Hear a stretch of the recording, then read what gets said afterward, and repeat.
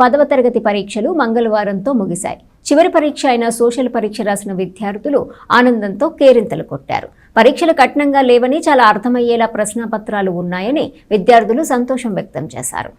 10వ తరగతి పరీక్షలు మంగళవారంతో ముగిశాయి. తెనాలి పట్టణంలో 15 సెంటర్లలో జరిగిన పరీక్షలు రాసిన విద్యార్థులు ఎంతో సంతోషంగా పరీక్షలు ముగించారు. పరీక్షలు కఠినంగా లేవని, అర్థమయ్యే రీతిలో ప్రశ్నపత్రాలు ఉన్నాయని, అందువల్ల చాలా చక్కగా అన్ని ప్రశ్నలకు జవాబులు రాయటం జరిగిందని విద్యార్థులు ఆనందంతో చెప్పారు. ఈసారి 10వ తరగతి పరీక్షల నిర్వహణ కూడా చాలా కట్టుదిట్టమైన ఏర్పాట్ల మధ్య నిర్వహించారు. ప్రశాంత వాతావరణంలో పరీక్షలు జరగడంతో అధికారులు కూడా సంతోషాన్ని వ్యక్తం చేశారు. తెనాలి బాయ్స్ హై స్కూల్ అండి. స్కూల్లో 240 స్టూడెంట్స్ ఎగ్జామ్స్, ఎస్ఎస్సి ఎగ్జామ్స్ ప్రశాంతమైన వాతావరణంలో as per the instructions given by our RJD sir and EO madam మేము అన్ని రూల్స్ రెగ్యులేషన్స్ ప్రకారము ప్రశాంతమైన వాతావరణంలో కండక్ట్ చేసుకోవడం జరిగింది.